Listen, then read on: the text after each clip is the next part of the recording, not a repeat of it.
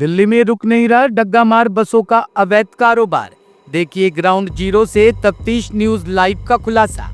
बसों के मालिक करते हैं करोड़ों रुपए की सरकार के टैक्स की चोरी। हमें पता है, ये सुनकर आपको आश्चर्य होगा, ये कैसे मुमकिन है। देश की राजधानी दिल्ली में ये गोरख धंधा कैसे हो सकता है।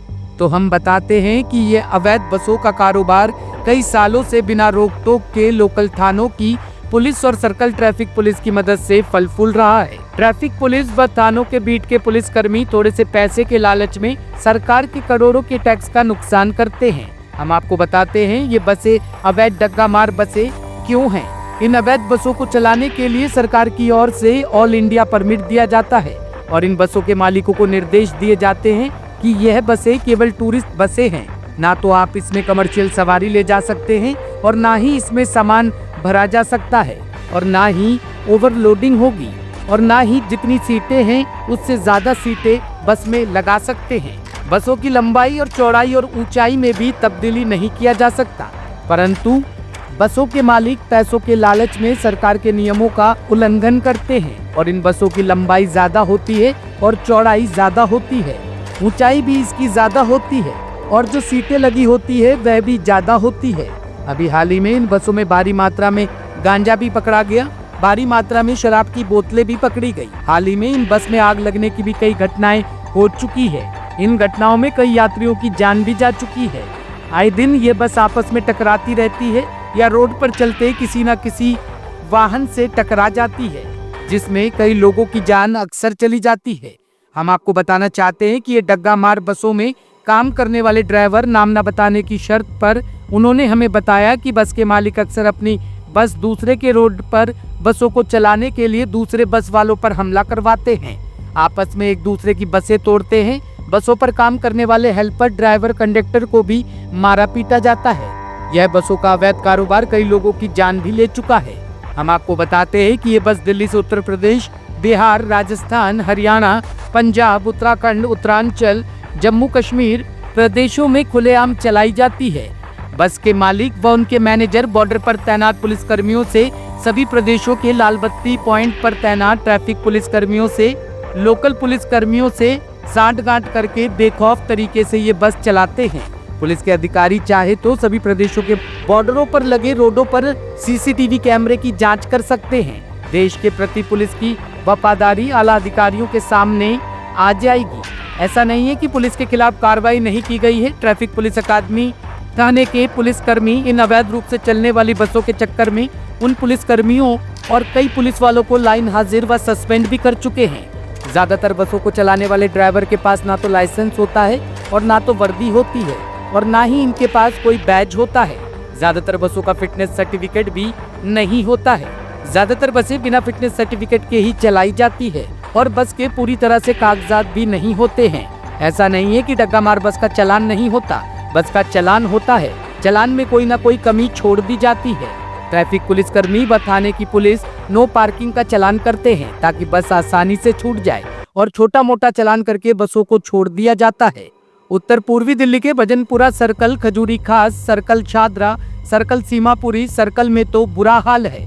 सबसे पहले बात करते हैं भजनपुरा सर्कल की। शास्त्री पार्क पार्किंग व कोर्ट पार्किंग, मछली मार्केट पार्किंग, थाना उस्मानपुर के सामने वाली पार्किंग व थाना उस्मानपुर के बगल वाली पार्किंग, जग प्रवेश हॉस्पिटल के पीछे वाली पार्किंग, जग प्रवेश हॉस्पिटल के सामने वाली पार्किंग व जग प्रवेश हॉस्पिटल के बगल वाली पार्किंग, खजूरी पुस्ता रोड वाली पार्किंग, पीली मिट्टी वेलकम वाली पार्किंग, शमशान घाट करदमपुरी वाली पार्किंग। इन सभी पार्किंगों में सरकार के नियमों को ताक पर रखकर सरकार के नियमों का उल्लंघन कर इन सभी पार्किंगों को मिनी बस का अड्डा बना रखा है।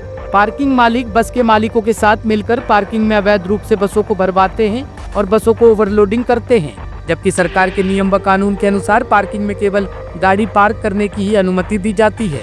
लेकिन मोटी रकम के लालच में पार्किंग मालिक ने पार्किंग को मिनी बस अड्डा बना रखा है। चाहे तो आप पार्किंग में लगे सीसीटीवी कैमरे की भी जांच कर सकते हैं।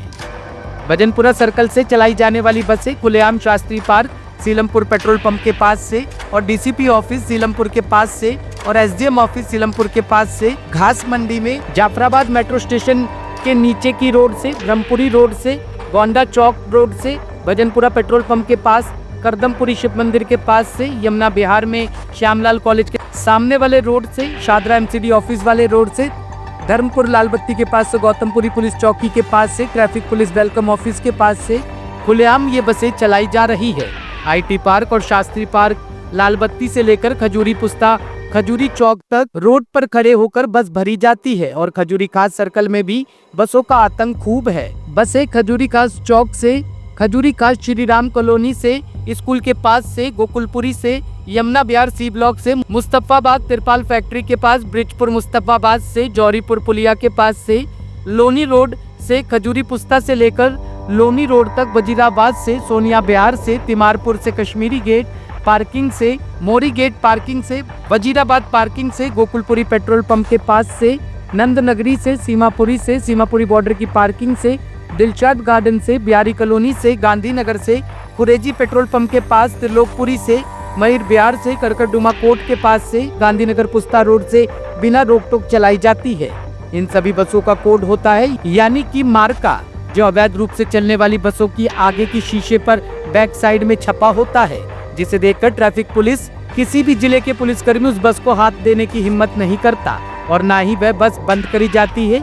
इन सभी बसों के मालिक व मैनेजर या तो नेतागिरी में होते हैं या फिर इलाके के बदमाश होते हैं।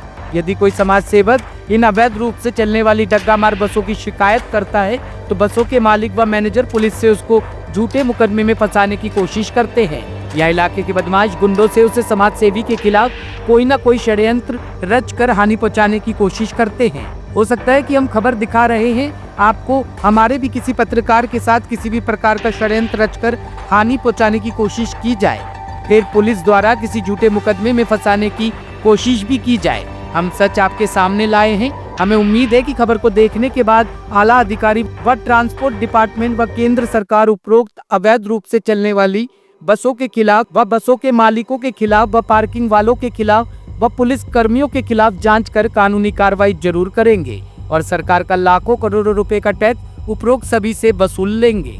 कुछ और खुलासे अगली खबर में, तब तक के लिए देखते रहिए तफ्तीश न्यूज लाइव।